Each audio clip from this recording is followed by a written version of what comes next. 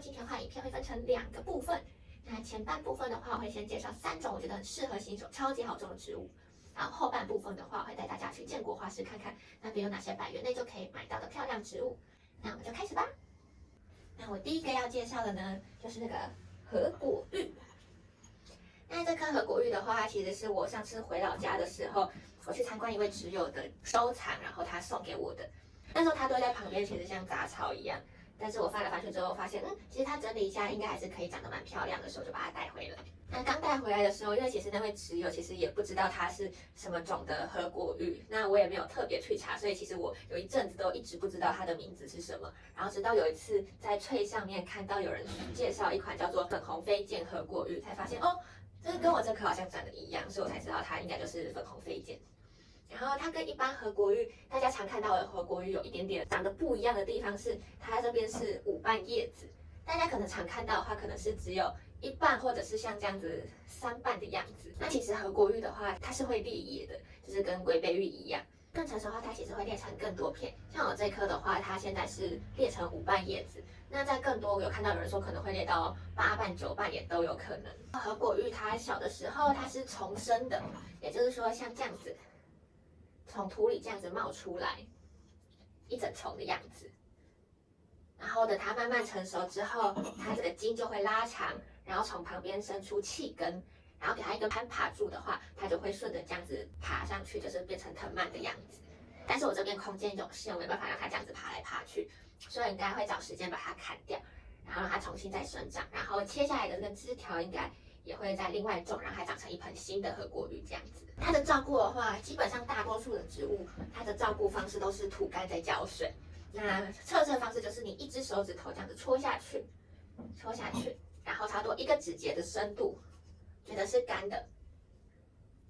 用自己手指稍微感觉一下，像我这盆就已经是干的，就可以浇水了。那浇水的话都要浇透，就是你确定它下面要有水流出来，就是整个土都浸到水，那才算是完成。那浇水频率的话，就跟你的环境跟你习惯的浇水方式有关。像我的话，因为我这边是封闭的阳台，比较没有那种开放式的阳台通风，所以的话我会选择一些颗粒比较大，然后比较疏水的介质。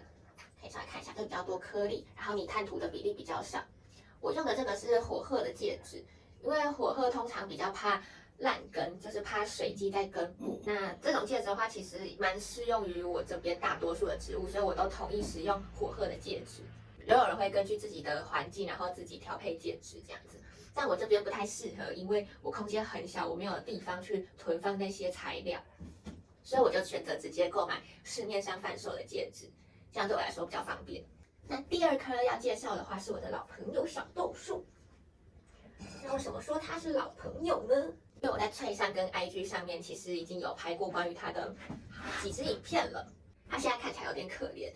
因为我3月中的时候把它的上面的部分砍掉了，又要促进它旁边的树枝生长，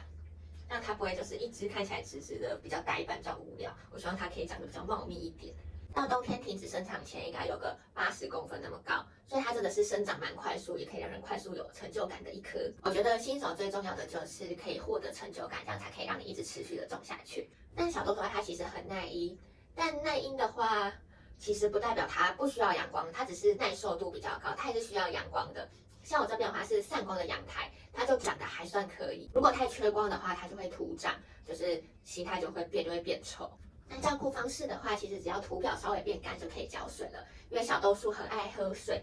注意就是不要干到它。如果干到它的话，它可能就会掉叶子。那它掉叶子就是不可逆的，你可能就要等到它长新的叶子，或者跟我一样把它砍掉，然后重新让它从旁边长出新的枝条才可以。这颗里面是本来店家就配好的介质，它里面的话是泥炭土的比例比较高，因为小豆树爱喝水嘛，所以它就不适合太多颗粒的介质。如果干到的话，它就会变成秃头这样子。但我觉得大家其实也不用太害怕养死植物，我到现在也还是一直在养死植物，而且现在很多植物的价格都很平易近人了，死了就再买新的一颗，然后从之前的经验慢慢调整。那下一次的话，一定会比这一次要种得更好。那第3颗当然就是大家熟悉到不行的虎尾兰了。那刚好前阵子我刚买了一颗新的虎尾兰，然后它还没换盆，里面还是这个小红盆。那我今天就顺便来帮它换盆一下。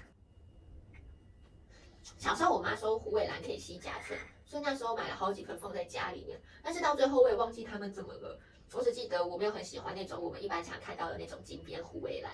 因为真的太泛滥了，到处都是。而且以前大家也没有那么在意盆子的搭配，所以就会是用原本就有的那种小红盆，然后再随意的放在家里的角落，就完全不好看，导致我有阵子对虎尾兰是完全没有兴趣的。然后直到后来接触更多观叶之后，才发现说，哦，虎尾兰除了金边的那一种，其实还有很多种不同形态跟花纹，才要渐渐对它产生兴趣。那虎尾兰应该是公认的好种，它比小豆树更耐阴，土根或水根都可以。我自己是偏好土根啦，因为目前对水根没有那么喜欢，因为总觉得种在玻璃瓶里面看到根系长得乱乱的话，会让我有点焦虑。那土根的话，只要使用疏水的小颗粒介质，就像市售的那种多肉土就很好用。然后土干再浇水，不要给它过多的关系，它就会长得很好。